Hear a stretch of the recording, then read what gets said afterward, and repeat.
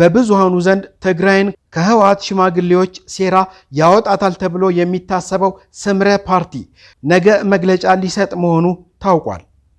ስምረት ፓርቲ የመጀመሪያውን ጋዜጣዊ መግለጫ ሊሰጥ መሆኑ ነው የተሰማው።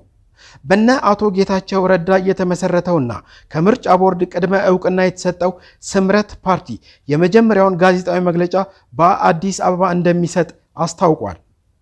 ፓርቲው ለመንግስት መገናኛ ብዙሃን በላከው ጥሪ እንዳስታወቀው መግለጫውን የሚሰጡት አቶ ጌታቸው ረዳና ሌሎችም የፓርቲው አመራሮች መሆናቸውን ነው የገለጸው። መግለጫው ግንቦት 23 ቀን በሸራተን አዲስ ሆቴል እንደሚሰጥ ለመረዳት የተቻለ ሲሆን ስምረት ፓርቲ በተጨማሪም በዚህ ጋዜጣዊ መግለጫ ላይ እንዲገኙ በትግራይ ክልል ላሉ ሚዲያዎች የጥሪ ደብዳቤ መላኩም ታውቋል። ክልሉ የታገቱት መኪኖች እንዲለቀቁ መጠየቁ ታውቋል። ወደ ትግራይ ይጓዙ የነበሩና በአፋር ክልል ቆመው የሚገኙ የጭነት መኪኖች እንዲለቀቁ የክልሉ መንግስት መጠየቁ ነው የተሰማው።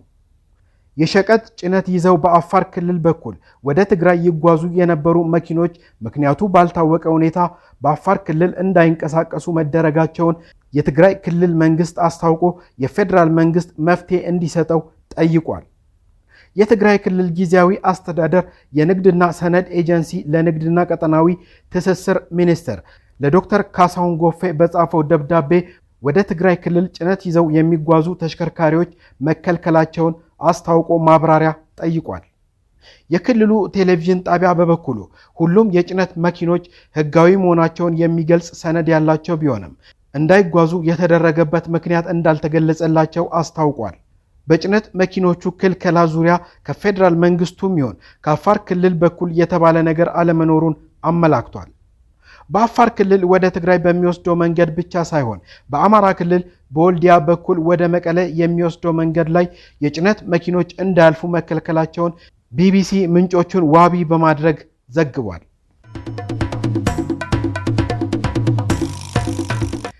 ሲፒጄ ለተባበሩ መንግስታት ድርጅት ጥሪ ማቅረቡ ተሰምቷል። የመንግስታቱ ድርጅት የኤርትራ መንግስት በራሱ ዜጎች ላይ እየፈጸመ ያለውን የሰብአዊ መብት ጥሰት እንዲያወግዝ ሲፒጄ እና ሌሎች 31 መንግስታዊ ያልሆኑ ተቋማት ጥሪ ማቅረባቸውን ሰምተናል። በሀገሪቱ ላይ እየተካሄደ ያለው የሰብአዊ መብቶች ጥሰት ምርመራ እንዲያስቀጥልም ጨምረው ጠይቀዋል። ዓለም አቀፉ የጋዜጠኞች መብት ተሟጋችን ወይም ሲፒጄን ጨምሮ 31 መንግስታዊ ያልሆኑ ድርጅቶች የተባበሩ መንግስታት ድርጅት የሰብአዊ መብቶች ምክር ቤት በኤርትራ እየተፈጸሙ ያሉትን ከባድ የሰብአዊ መብት ጥሰቶችን እንዲያወግዙ ጥሪ አቀረቡ። በሀገሪቱ ላይ የሚካሄደው ምርመራም እንዲቀጥልም ጠይቀዋል።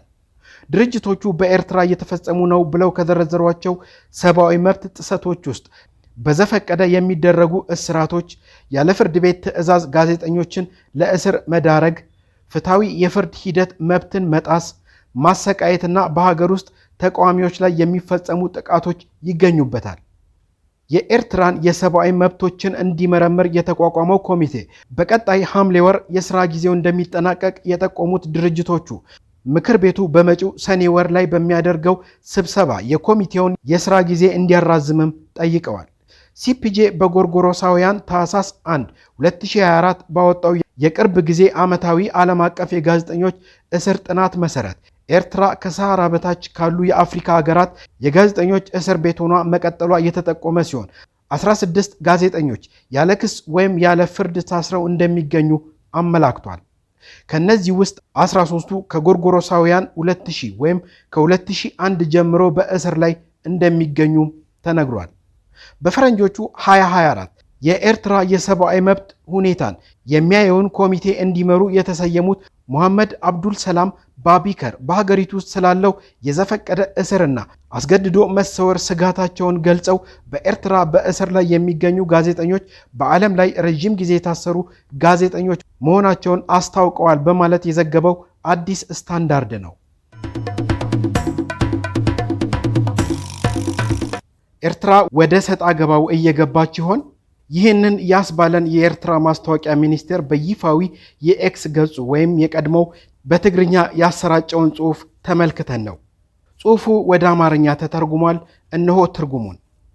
ኢትዮጵያ ካላት ጂኦፖለቲካዊና ስልታዊ ጠቀሜታ የህዝብ ብዛትና ተጽዕኖ የተነሳ በአፍሪካ ቀንድ ጠቃሚ ሀገር መሆኗ ጥርጥር የለውም። እስካሁን ኢትዮጵያ የምትመራው ከአፄ ምኒልክ ጀምሮ በአምስተኛው መንግስት ነው።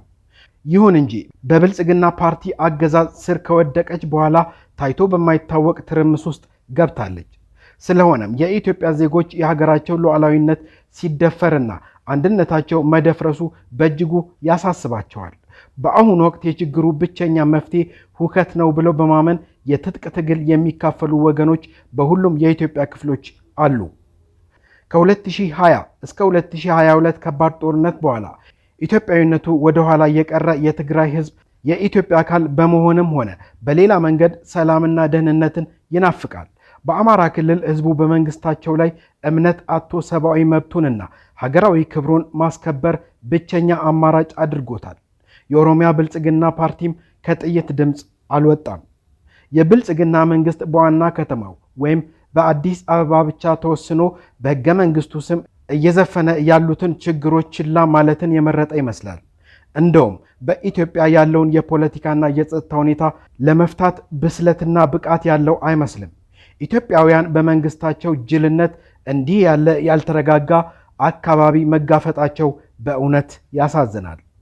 በኢትዮጵያ ያለው የፖለቲካና የጸጥታ ሁኔታ በተፈጥሮ ለዜጎቿ ብቻ ሳይሆን ለመላው የአፍሪካ ህዝብና ከዚያ እስከ የኢትዮጵያ ድንበር ድረስ አሳሳቢ ነው። በአራት መንግስታት ማለትም በሚኒሊክ፣ በኃይለ ሥላሴ፣ በደርግና በኢህአዲግ ሉዓላዊነቷንና አንድነቷን ያስጠበቀችው የኢትዮጵያ ጂኦፖለቲካዊ ቅርጽ አሁን ላይ ያለው ሁኔታ ብዙዎችን ያሳስባቸዋል ይላል። የኤርትራ ማስታወቂያ ሚኒስቴር ኢትዮጵያን በተመለከተ ተመሳሳይ ትንተና እንደሚያቀርብና ቀጣይነት እንዳለው ገልጿል። መንግስት ሰሞኑን ኤርትራ እያራመደች ያለውን ተከታታይ ዘለፋን በተመለከተ ምላሽ ከመስጠት መቆጠቡን በውጭ ጉዳይ ሚኒስቴር ሳምንታዊ ሪፖርት ለመመልከት ችለናል። ኤርትራን በሚመለከት ሌላኛው መረጃ የኤርትራ መከላከያ ሰራዊት የእዝ አዛዦች በሁሉም የኤርትራ ግዛቶች አንድነታችን ትጥቃችን በሚል መሪ ቃል የሰራዊት አዛዦች፣ የሚኒስቴር መስሪያ ቤት ኃላፊዎች፣ የቀድሞ ተዋጊዎችና የብሔራዊ ደህንነት ተወካዮች በተገኙበት በሁሉም የኤርትራ ግዛቶች ዛሬም የቀጠለ ተከታታይ ውይይቶች እየተካሄዱ መሆኑ ተሰምቷል። የኤርትራ ማስታወቂያ ሚኒስቴር ባጋራው መረጃ መሰረት የኤርትራ መከላከያ ሰራዊት የምዕራብ እዝ አዛዥ ጀነራል ኢዮብ ፍሳሐዬ ወይም ሃሊባይ በባሬንቱ ንዑስ ዞን ሰሚናር አካሂደዋል።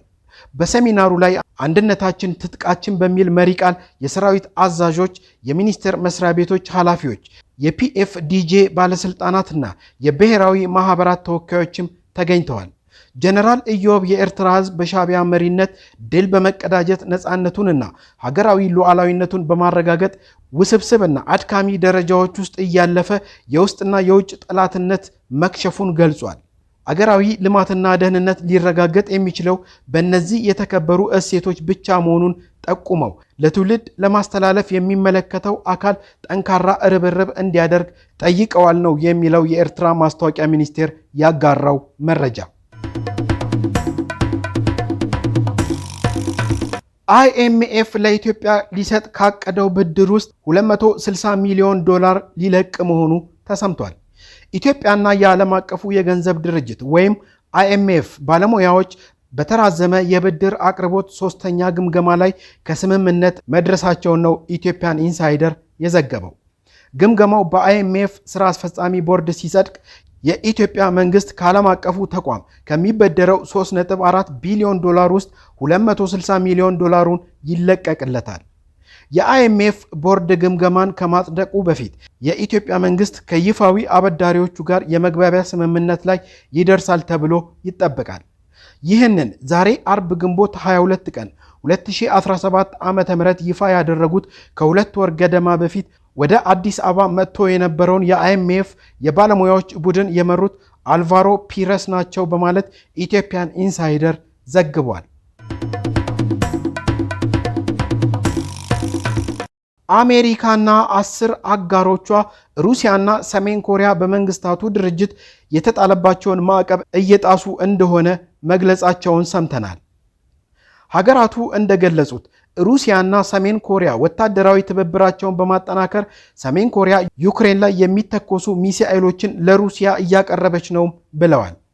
የመንግስታቱ ድርጅት ባለሙያዎች ባቀረቡት ሪፖርት ሰሜን ኮሪያ ከ2010 ጀምሮ የተጣሉባትን ማዕቀቦች መጣስ እንደጀመረች ተገልጿል። በቀረበው የ29 ገጽ ሪፖርት ላይ እንደሰፈረው ሰሜን ኮሪያና ሩሲያ የተባበሩት መንግስታት ማዕቀብ አድርጎ የጣለባቸውን ወታደራዊ ትብብር በመጣስ ግንኙነታቸውን ከየትኛውም ጊዜ በላይ ማጠናከራቸው ተነግሯል። የማዕቀቡ ገምጋሚዎች እንዳሉት ሰሜን ኮሪያ የጦር መሳሪያና ከጦር መሳሪያ ጋር የተገናኙ ዕቃዎችን፣ ሚሳኤሎችን እንዲሁም የጦር ተሽከርካሪዎችን በባህር በአየርና በባቡር ለሩሲያ እያቀረበች ትገኛለች ሲል የዘገበው ያሁ ኒውስ ነው። ሐማስ የአሜሪካ የተኩስ አቁም ሐሳብ በጋዛ ግድያን ማስቀጠል ነው ሲል ማስታወቁን ሰምተናል። በዩናይትድ ስቴትስ ፕሬዝዳንት ዶናልድ ትራምፕ አስተዳደር ከእስራኤል ጋር የቀረበው የተኩስ አቁም የስምምነት ሐሳብ በሐማስ በኩል አሁን ላይ ውይይት እየተደረገ ቢሆንም አሁን ባለው መልኩ ግን በጋዛ ግድያና ረሃብ እንዲቀጥል ብቻ እንደሚያደርግ የፍልስጤም ቡድን ባለስልጣናት መናገራቸውን ነው የሰማነው። የዋይት ሃውስ የፕሬስ ሴክሬታሪያት የሆኑት ካሮሊን ሌቪት በሰጡት መግለጫ እንደተናገሩት እስራኤል በተኩስ አቁሙ ሐሳብ ላይ ፈርማለች። እናም የትራምፕ አስተዳደር የመካከለኛው ምስራቅ መልእክተኛ ስቲቭ ዊትኮፍ ሐሳቡን ሐማስ ከግምት ውስጥ እንዲያስገባ አቅርበዋል ብላለች። የሐማስ የፖለቲካ ቢሮ አባል ባሴም ናይም ለሮይተርስ የዜና ወኪል እንደተናገሩት ከሆነ ስምምነቱ የትኛውንም የህዝባችንን ጥያቄ አያሟላም፣ ግንባር ቀደም መሆን ያለበት ጦርነቱን ማቆም ነው ብለዋል። ይሁን እንጂ የንቅናቄው አመራር ለሐሳቡ የሚሰጠውን ምላሽ ከሙሉ ሀገራዊ ኃላፊነት ጋር እያጠና ነው ሲሉም ናኢም አክለዋል። ሐማስ አርብ ወይም ቅዳሜ ምላሽ ይሰጣል ሲል የፍልስጤም ቡድን ምንጭ ለሮይተርስ ተናግሯል። የአዲሱ ሐሳብ ዝርዝር ለህዝብ ይፋ አልተደረገም። ነገር ግን የሐማስ ከፍተኛ ባለስልጣን ሳሚ አቡ ዙሪ ለሮይተርስ እንደተናገሩት ከሆነ በወሳኝ መልኩ እስራኤል በጋዛ ላይ የምታደርገውን ጦርነት ለማቆም የእስራኤል ወታደሮችን ከቀዮ ለማስወጣት ወይም እርዳታ ወደ ጦርነት ወደምትታመሰው ግዛት እንዲገባ የገባችውን ቃል አልያዘም ሲሉም ተደምጠዋል። ረቂቅ ቅጂን ጠቅሶ ሮይተርስ ሐሳቡ የ60 ቀናት የተኩስ አቁም ስምምነት ይዘረዝራልን ብሏል። 28 የእስራኤል ታጋቾች በህይወት ያሉና የሞቱትን አስከሬናቸውን ከእገታ ነፃ እንዲሆንም ያትታል። 1236 ፍልስጤማውያን እስረኞችንና 180 የሞቱ ፍልስጤማውያንን አስከሬን ለመልቀቅ በመጀመሪያ ሳምንት እንዲችሉ የተኩስ አቁም ስምምነቱ ላይ ቀርቧል። በፕሬዝዳንት ትራምፕና በአደራዳሪዎቹ ግብፅ እና ኳታር ዋስትና ተሰጥቶታል የተባለው ይህ እቅድ ሐማስ እንደፈረመ እርዳታ ወደ ጋዛ እንደሚላክም ተመላክቷል። የእስራኤል መንግስት የቅርብ ጊዜውን የተኩስ አቁም ስምምነት ሐሳብ ማጽደቁን ግን በይፋ እንዳልተረጋገጠ ነው መረጃው የጠቆመው።